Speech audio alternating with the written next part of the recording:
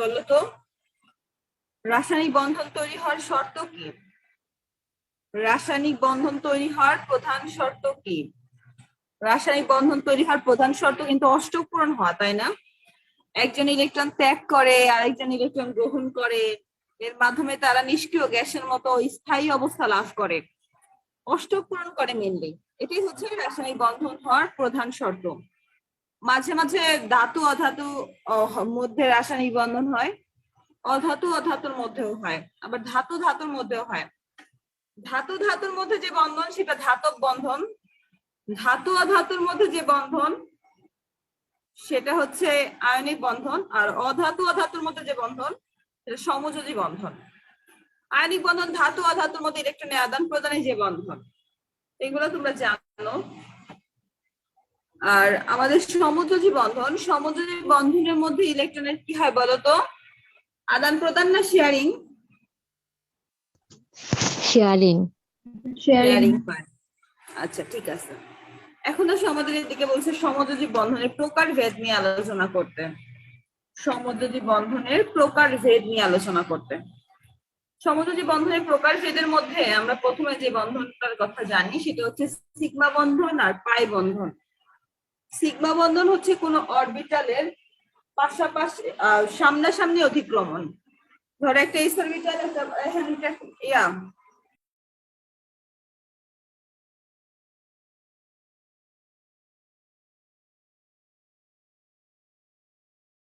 বন্ধন প্রকারভেদ কোন অরবিটালের তোমার হচ্ছে সামনাসামনি অধিক্রমণ।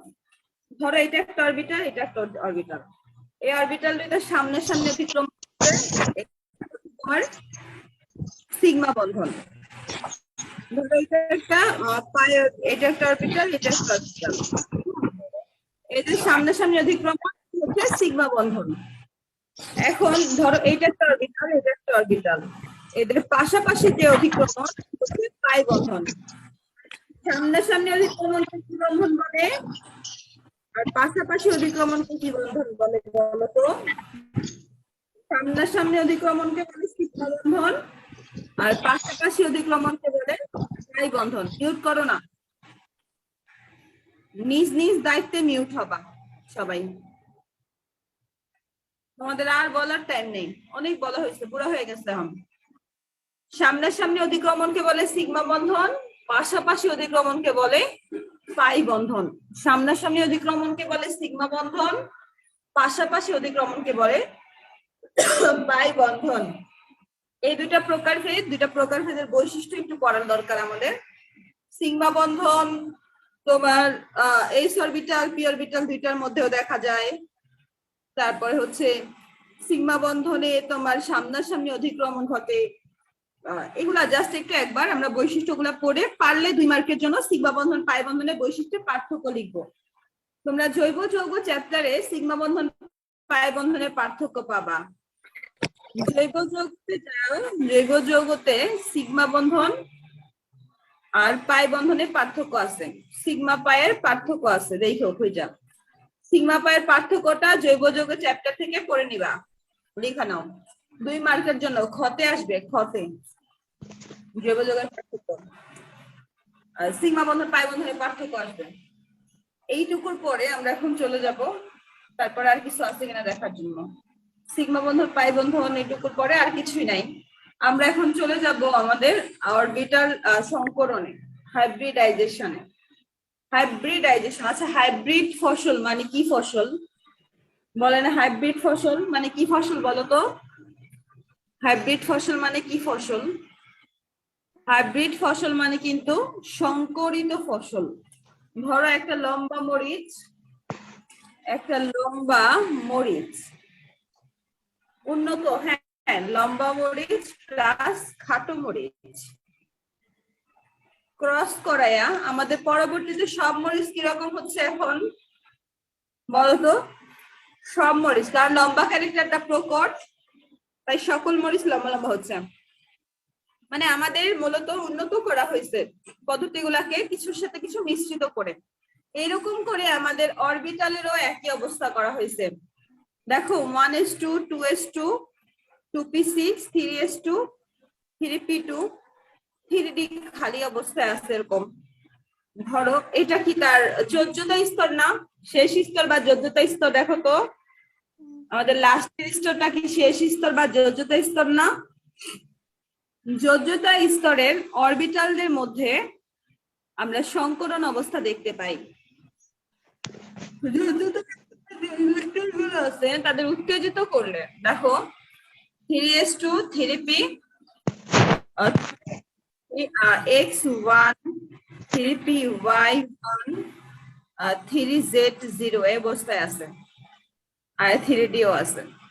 আমি যদি চাই এই 3s থেকে 3s কে 1 করে 3pz এ দিতে পারি না একটা? পারি পারি। দেখো আগে অবস্থা ছিল কি, আগে একটা s অরবিটাল ছিল আর দুইটা p অরবিটালের মধ্যে ইলেকট্রন ছিল, মানে একটা s অরবিটাল তিনটা p অরবিটালের মধ্যে ইলেকট্রন আছে, তাহলে এটা কি ধরনের সংকরণ হইলো?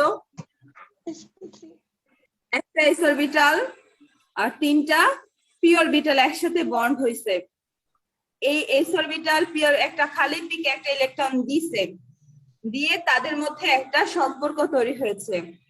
একটা s অরবিটাল তিনটা p অরবিটালের মধ্যে একটা সম্পর্ক তৈরি হয়েছে, এটাকে কি কি সংকরণ বলবো? sp3 সংকরণ। আচ্ছা s অরবিটাল আর p অরবিটালের ক্ষমতা কি সমান? s অরবিটাল p অরবিটালের ক্ষমতা কি সমান, বা তাদের চেহারা কি একরকম? একরকম না। s অরবিটাল গোলাকার আর p অরবিটাল গোলাকার, কিন্তু এখন s অরবিটাল একটা p অরবিটাল কি ইলেকট্রন দিছে, তাহলে s অরবিটালের চেহারা কি হয়ে গেছে? s অরবিটালের চেহারাও কি হয়ে গেছে বলতো? s অরবিটালের চেহারাও p এর মতোই হয়ে গেছে, তাই না? সমান হয়ে গেছে। আচ্ছা সংকরিত অরবিটাল সবাই সমান, তাই সবাইকে নতুন একটা চিহ্ন দ্বারা প্রকাশ করা হবে। সংকরিত অরবিটাল সবাই সমান, তাই তাদের নতুন একটা চিহ্ন দ্বারা প্রকাশ করা হবে। যেহেতু 3 নাম্বার স্তরে, তাই সামনে আমরা কি দিব? 3 দিব। সবার মাথার উপরে কয়টা করে ইলেকট্রন, যে কয়টা করে আছে সে কয়টা দিব। এটা 1 নাম্বার, এটা 2 নাম্বার, এটা 3 নাম্বার, এটা 4 নাম্বার। আমাদের এখানে কয়টা সংকরিত অরবিটাল আছে বলো? আমাদের এখানে কয়টা সংকরিত অরবিটাল আছে? আমাদের এখানে 4টা সংকরিত অরবিটাল আছে। আচ্ছা এটুকু হলে এবার আমরা একটু আমাদের এখানে যাই, এখানে অরবিটালের সংজ্ঞাটা পড়ো। বিক্রিয়াকালে কোন পরমাণুর যোজ্যতা স্তরের বিভিন্ন শক্তির অরবিটাল, যেমন s অরবিটাল p অরবিটাল বিভিন্ন শক্তি, তাই না? d অরবিটাল আরেক শক্তির। বিক্রিয়াকালে কোন পরমাণুর যোজ্যতা স্তরের বিভিন্ন শক্তির অরবিটাল সমূহ পরস্পরের সাথে মিশ্রিত হয়ে সমশক্তির অরবিটাল তৈরির প্রক্রিয়াকে, সমশক্তির অরবিটাল তৈরির প্রক্রিয়াকে কি বলা হয়? হাইব্রিডাইজেশন বলে। এই সংজ্ঞাটা কে বলবা? হ্যান্ড রাইজ করো। এটা আসবে কতে, এই সংজ্ঞা আসবে। এই হ্যাঁ ধরিত্রী বলো। সময় কোন পরমাণু যোজ্যতা স্তরের বিভিন্ন শক্তির অরবিটাল সমূহ পরস্পরের সাথে মিশ্রিত হয়ে সমশক্তির অরবিটাল সৃষ্টি প্রক্রিয়াকে হাইব্রিডাইজেশন বলে। আচ্ছা সাবিহা বলো। তাহলে কোন পরমাণু যোজ্যতা স্তরে বিভিন্ন শক্তির অরবিটাল সমূহ মিশ্রিত হয়ে সমশক্তির অরবিটাল সৃষ্টি প্রক্রিয়াকে অরবিটালের সংকরণ বা হাইব্রিডাইজেশন বলে। সাবিহার কথা আমি শুনতেছি না, বলো। হ্যাঁ বিক্রিয়াকালে কোন পরমাণুর যোজ্যতা স্তরে বিভিন্ন শক্তির অরবিটাল সমূহ পরস্পরের সাথে মিশ্রিত হয়ে পরে সমশক্তির অরবিটাল সৃষ্টি প্রক্রিয়াকে অরবিটাল সংকরণ বা হাইব্রিডাইজেশন বলে। যেমন গোলাকার এস অরবিটাল পরবর্তীতে ডাম্বেলাকার হয়ে গেল, সবাই সমান শক্তি সম্পন্ন হইলো, তাই না? শেষ কক্ষপথে আমি দেখাই দিছি তোমাদের এক্সাম্পলটা আগেই। আচ্ছা এটা হাইব্রিডাইজেশনের সংজ্ঞাটা পরীক্ষাতে লাগবে, সবাই ভালো করে একটু মুখস্থ করে নেবা, বুঝা না বুঝা মুখস্থ করো। আর যেগুলা সংকরণ হয়েছে যে অরবিটালে, তাদের সংকর অরবিটাল বলে, তাই না? আমরা তো দেখছি sp3 সংকরণে কয়টা সংকর অরবিটাল? sp3 সংকরণে 4টা সংকর অরবিটাল। সংকরায়নটা যেহেতু পুরাই আছে, তাহলে আরো কি কি সংকরায়ন হয় আমাদের জানা দরকার। sp3 sp2 sp sp2d sp3d sp3d2 sp3d3 d2 sp3 অথবা sp3d2 এরকম। এতগুলা সংকরণ হয়, কার কার মধ্যে এই সংকরণ গুলা হয়? এক্সাম্পল দেখো, মিথেনে হয় sp3, ইথেনে হয় sp2, ইথাইনে হয় sp। তাহলে কি অ্যালকেনে কি হয়? অ্যালকেনে কোন ধরনের সংকরণ দেখাই বলো। মিথেনে যেহেতু sp3, তাহলে অ্যালকেনে কি ধরনের সংকরণ? sp3।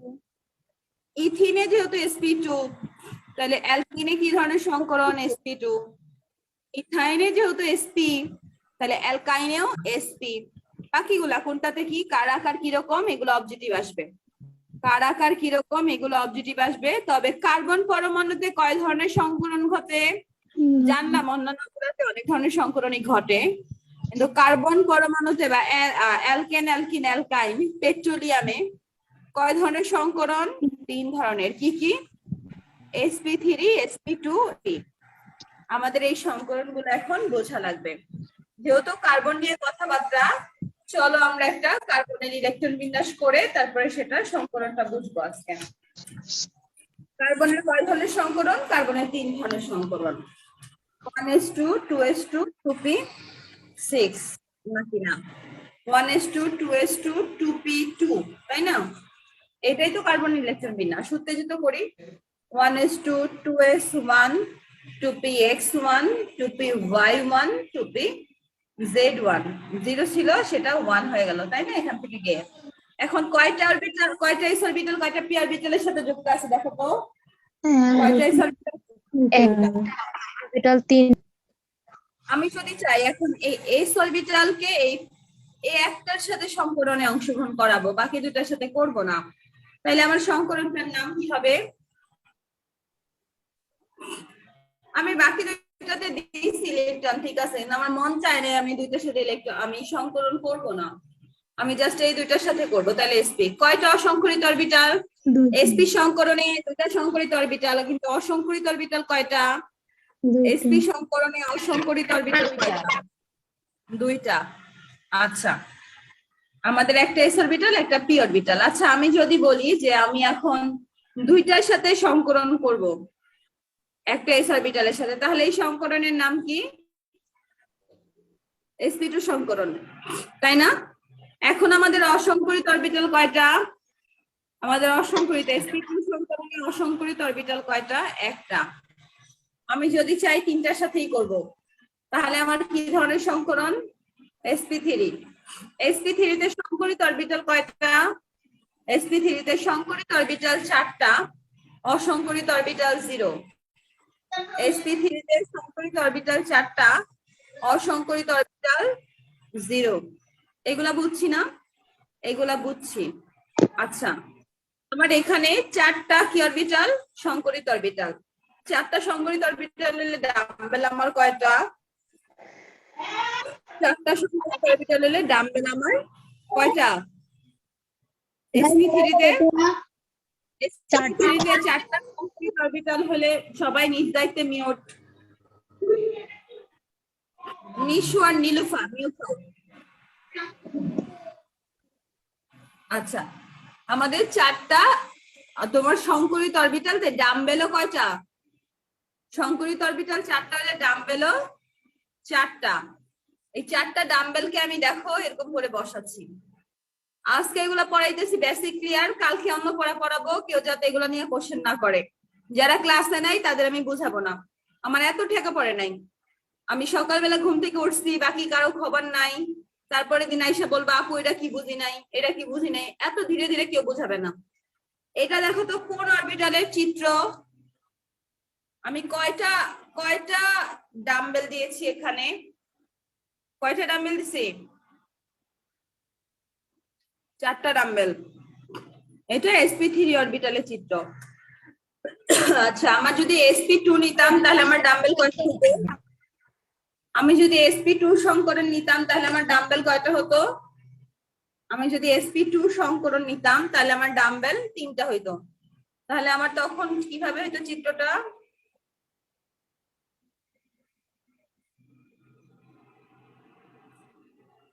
এটা কিসের চিত্র আঁকছি? এটা sp2, এটা sp3। এই চিত্রগুলা বুঝতেছো না?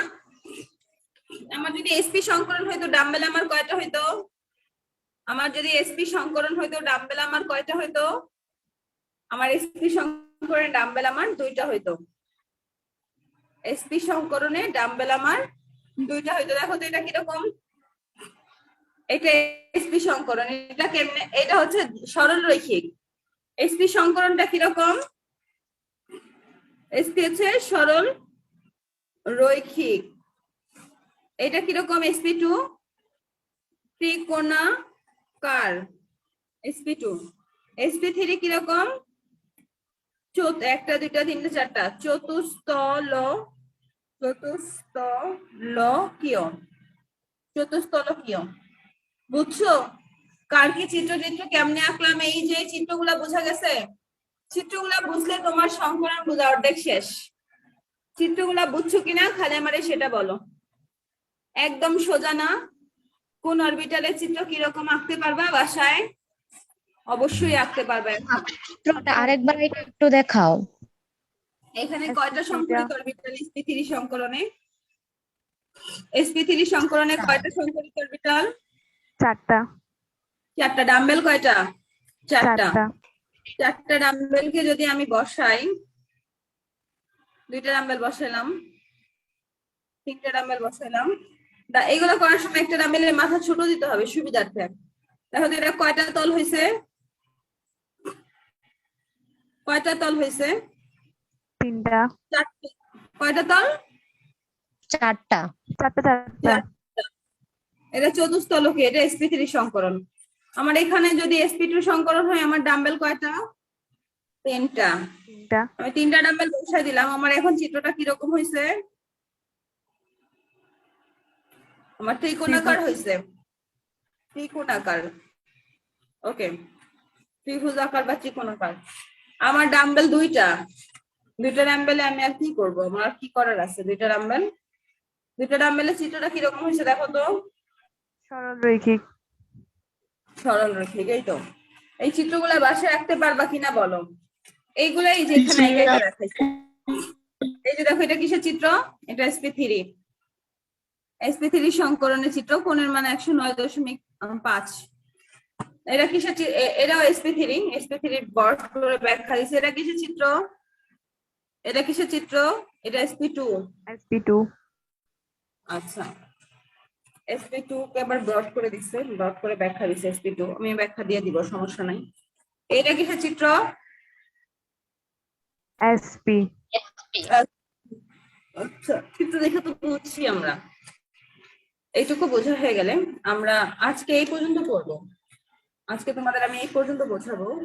তারপরে দিন সংকরণ বের করা পদ্ধতি আর কোনটার আকার কি, কোনটার আকার কিরকম, এই টপিকটা নিয়ে আলোচনা করে আমাদের সংকরণ শেষ হয়ে যাবে। 2 দিনে সংকরণ শেষ, বুঝছো? মাথা ঠান্ডা থাকলে 2 দিন, একদিনেই শেষ করা যায়, কিন্তু একদিনে করবো না, প্রেসার দিব না। আমরা এখানে একটু পড়ি, চলো। আমাদের sp3 সংকরণ হবে। কার্বনকে ইলেকট্রন বিন্যাস করলাম, করার পরে আমাদের এখানে একটা অরবিটাল খালি আছে। আমি কার্বনকে উত্তেজিত করে একটা ইলেকট্রন 2s থেকে 2pz এ দিলাম।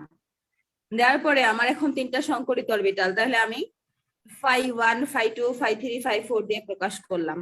সবার মাথার উপরে একটা করে ইলেকট্রন দিয়ে দিলাম।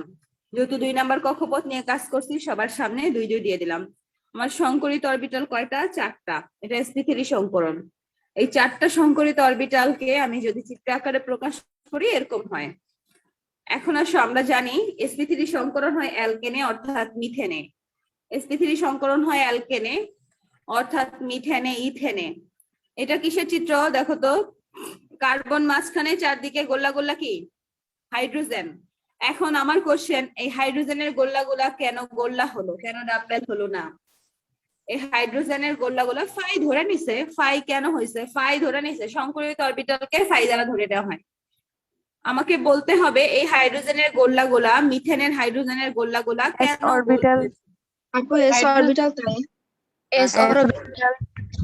যদি এখানে CH4 আছে, CH4 না থেকে যদি CCl4 থাকতো, তাহলে গোল্লা গোলা কিরকম হতো?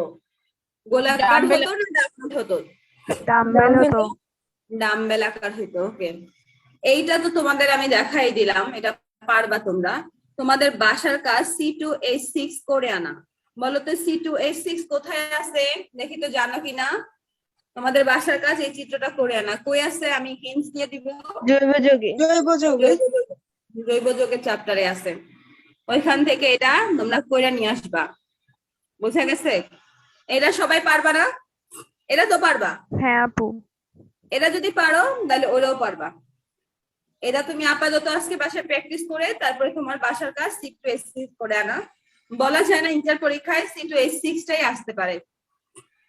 আচ্ছা, sp2 সংকরণ, sp2 সংকরণ তো চিত্র তো জানলামই। sp2 সংকরণের এখানে আমাদের BCl3 নিয়ে কাজ করছে, আমরা কিন্তু C2H4 নিয়েও কাজ করতে পারি। BCl3 তাহলে বোরনের sp2 সংকরণ আমরা একটু দেখি।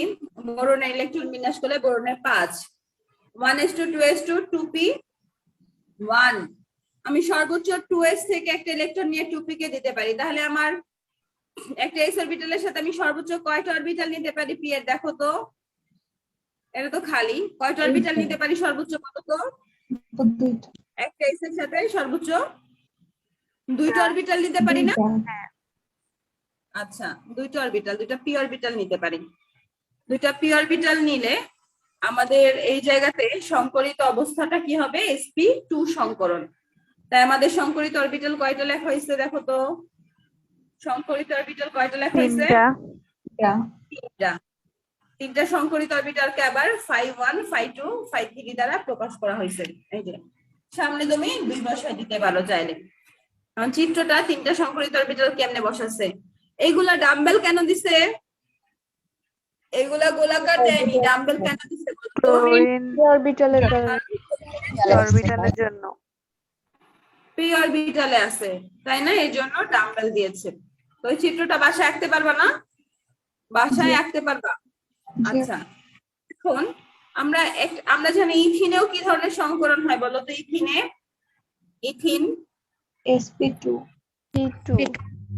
sp2। আচ্ছা, ইথিনের চিত্রটা একটু দেখবো চলো। ইথিনের এই চিত্রটা তো সবাই পারবা, এটা পারবা না সবাই? এটা তো পারা যাবে, জি আপু। কিন্তু এইটা পারা সম্ভব না।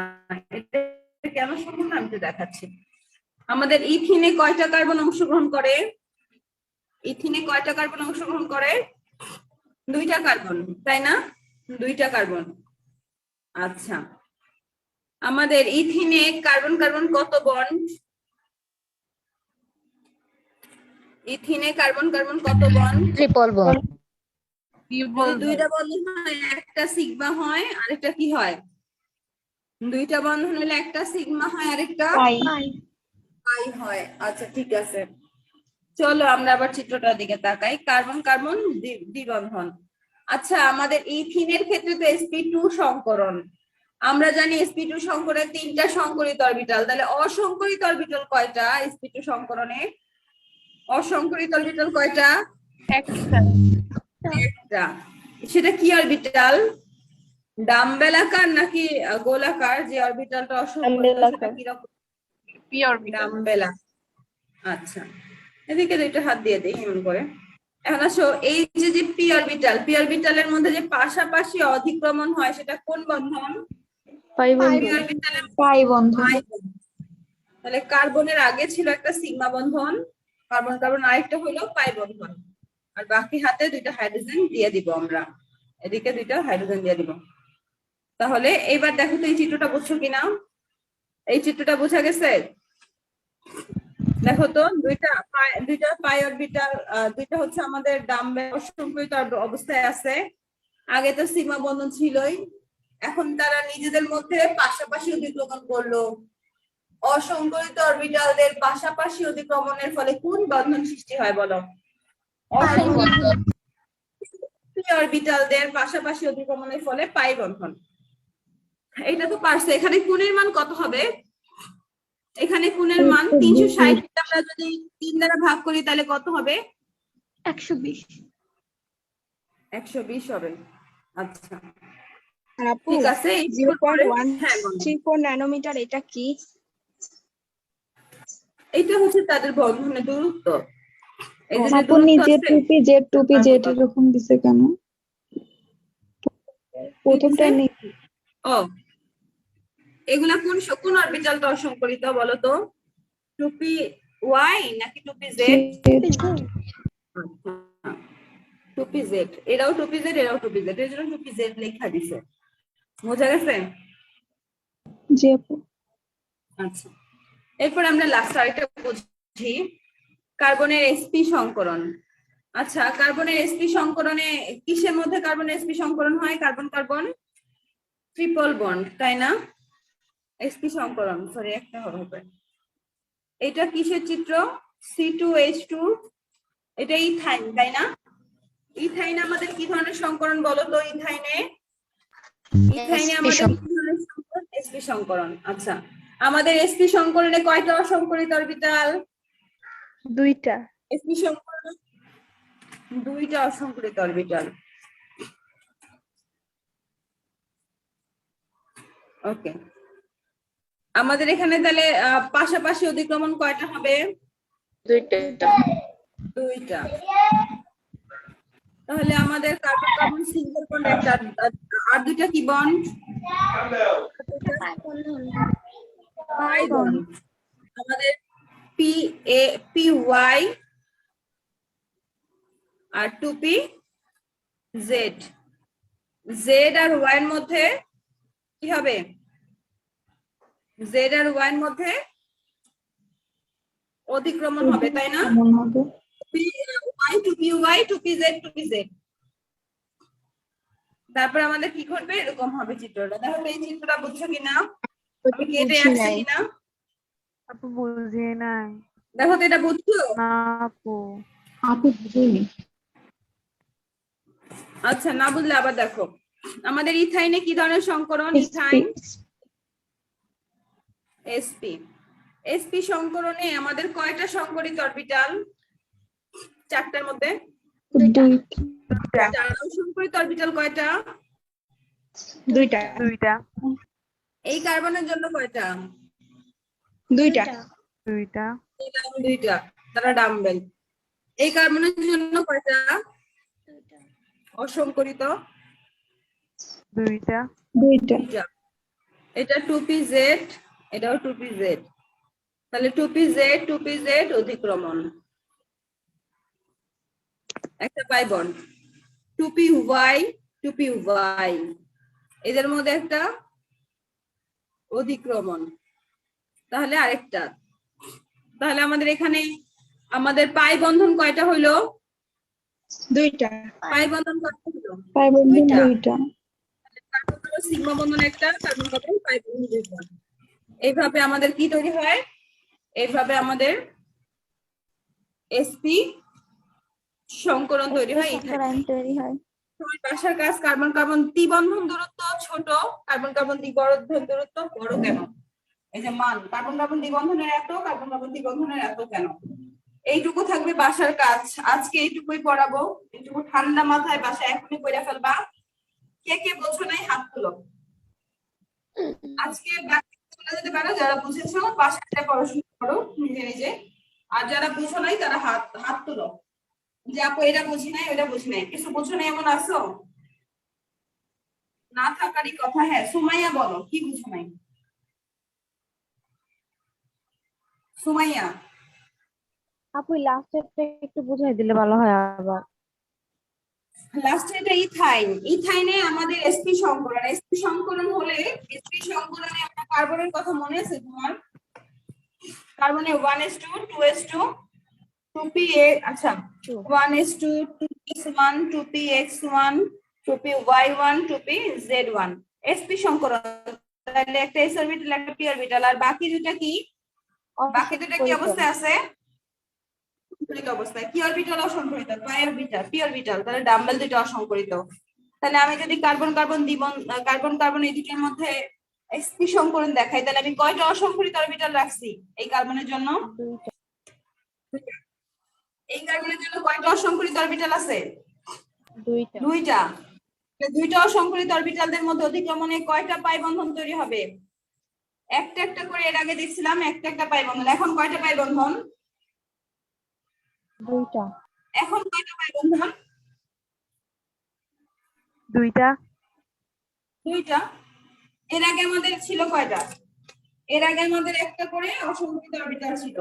এই যে এর আগে আমাদের ইথিনে একটা করে ছিল, তাই একটা পাই বন্ধন ছিল, একটা অধিক্রমণে। আর এখন আমাদের কয়টা? এখন আমাদের দুইটা, তাই আমাদের অধিক্রমণও দুইটা দিয়েই হবে। তাহলে পাই বন্ধনও কয়টা হবে? দুইটাই হবে। তাহলে ই আপু শ্রেণী কোনটার কোনখানে সাথে কোনটা মিলে পাই বন্ধন করলো? বুঝি না, কোনটার সাথে টুপি জেড এর সাথে টুপি জেড, টুপি ওয়াই এর সাথে টুপি ওয়াই, বুঝছো? জি আপু। এই যে দেখো টুপি জেড টুপি জেড টুপি ওয়াই এরকমই অধিক্রমণ করবে। হ্যাঁ, পাঁচটা এখনো থেকে বুঝো নাই? দেওয়া আছে, ভালো হবে। আপু হ্যাঁ, বুঝি নাই। হ্যালো, আপু সংকরিত অসংকরিত বুঝবো কিভাবে? সংকুলিত অসংকুলিত বুঝবা কিভাবে? এসপি হ্যাঁ, আমি একটা এস অরবিটাল একটা পি অরবিটাল সংকুলিত, তাহলে বাকি দুইটা আমাদের পি তো তিনটা থাকে, যদি একটা আসে পি থেকে তাহলে আর বাকি দুইটা থাকে। sp2 একটা এস অরবিটাল দুইটা পি অরবিটাল, তাহলে আরো পি কয়টা থাকে? পি তো তিনটা, দুইটা আসছে তাহলে আরো একটা থাকে, যেটা থাকে সেটা অসংকুলিত, যেটা যেগুলো আসলো সেগুলো সংকুলিত। sp3 একটা এস অরবিটাল তিনটা পি অরবিটাল, কোনো পি অরবিটাল খালি আছে? নাই, তাহলে অসংকুলিত অরবিটালও নাই। এবার বুঝছো? জি আপু। আচ্ছা, আজকে এইটুকুই থাকো। সুমাইয়া তোমার পড়া বুঝছো? যেটুকু বুঝো নাই? জি আপু। আচ্ছা, আপু তাহলে আজকে এইটুকু থাকো, কাজটা আপু করে আসো। হ্যাঁ, আপু বলো। আপু গতকাল যে পড়াইছিলেন ওইখানে আপু সৃজনশীল সলভ করতে গিয়ে ওখানে আপু ধাব্যতা তুলনা করতে বলছে, ওইটা কি হাইড্রোজেন বন্ড আছে ওটা ওরকম করে ব্যাখ্যা দিয়ে দিব? হ্যাঁ, করো, সমস্যা নাই। তুলনা তাহলে করতে আপু হাইড্রোজেন তুলনা করবা, হাইড্রোজেন সালফাইডের পানি। হ্যাঁ, আপু তাহলে আপু ধাব্যতা মানে হচ্ছে ওইটাই বুঝাইছে, মানে হাইড্রোজেন বন্ড আছে কি আছে নাই, মানে দ্রবণীয়। হ্যাঁ হ্যাঁ হ্যাঁ, বইয়ের মতো করে এমনি তুলনা করলে হবে এটা।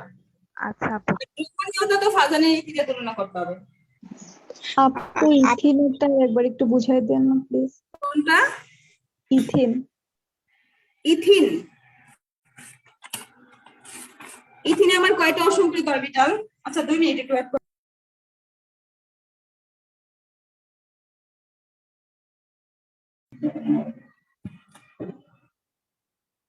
যে কোশ্চেন করছিল সে কোনটা জন্য বুঝতে চাইলা? ইথিন। আচ্ছা, ইথিন। ইথিন কার্বন কার্বন কত বন্ড?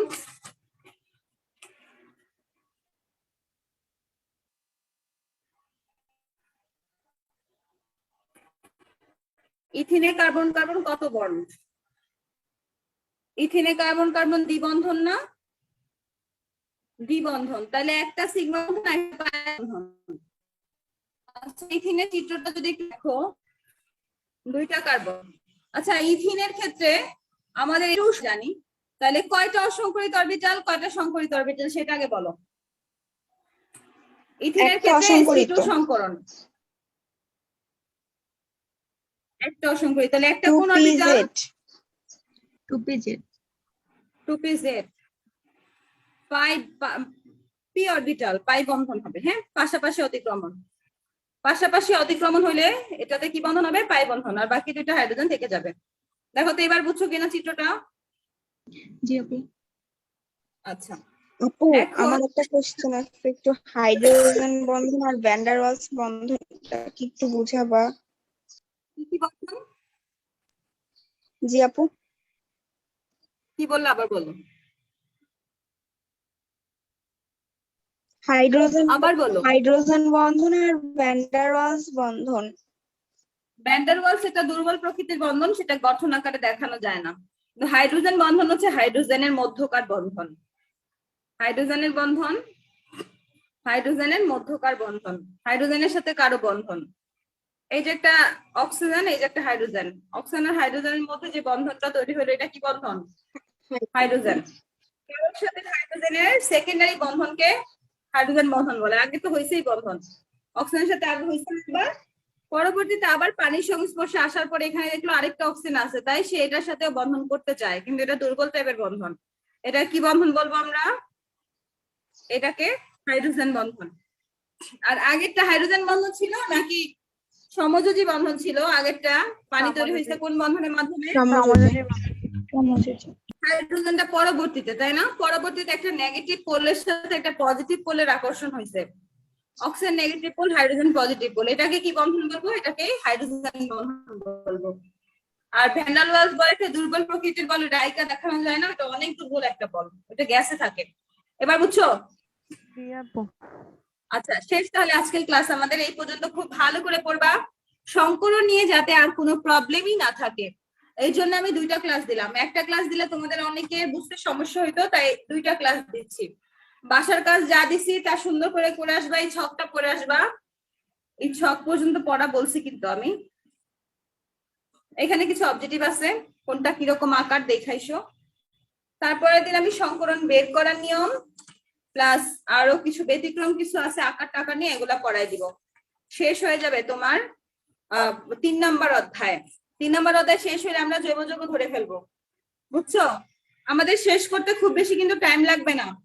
তোমার কিন্তু বাসায় অনেক পড়া, তোমার পড়াটা তুমি ভালো করে পড়ো। আমি পোলার আয়ন বুঝাইছি, আর কিছু নাই এখান থেকে বোঝানোর। হাইড্রোজেন বন্ড বুঝাই দিছি, যা যা দরকার বোঝানো শেষ, মানে সিলেবাসে যা আছে এইটুকু বোঝানো। আয়নিক বিভবটা কি লাগবে? আয়নিক বিভব তো আয়নীকরণ শক্তি, একই তো কথা। আয়নীকরণ শক্তি পড়াইছি না, ওইটা হ্যাঁ। করলে আয়নীকরণ বিভব একই কথা। আচ্ছা তাহলে আপু- আজকের ক্লাস এখানেই রাখি। হ্যাঁ আপু ধাব্যতাটা জিনিসটা কি আপু এই হাইড্রোজেন বন্ড যার বেশি যার হবে তার ধাব্যতার যাতে বেশি পরিমাপটা বেশি এরকম? আমি তোমার কথা বুঝি না, আরেকবার বলতে হবে আস্তে আস্তে।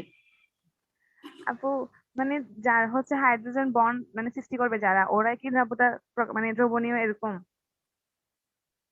ও দ্রবণীয় তো অদ্রবণীয়তার ব্যাখ্যা দিতে চাচ্ছ? মানে আপু ওখানে কোয়েশ্চেনে লিখছে ফাজানিকে ব্যাখ্যা দিতে হবে, হাইড্রোজেন বন্ড দেওয়া হবে না, ফাজানি নিতে। তবে যদি কোন যৌগ পানির সাথে হাইড্রোজেন বন্ড তৈরি করতে পারে তাহলে তারা দ্রবণীয়।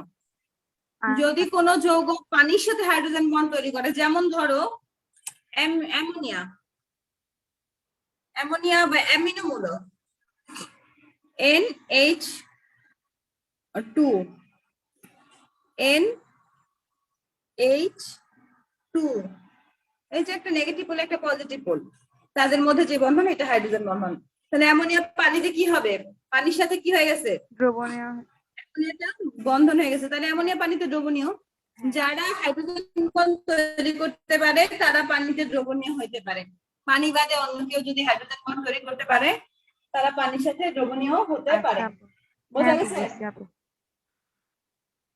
আচ্ছা ঠিক আছে, তাহলে আজকের ক্লাস এইটুকু শেষ। হ্যাঁ এইটুকু ভালো করে পড়ে আসো। জি আপু, আসসালামু Okay. আলাইকুম।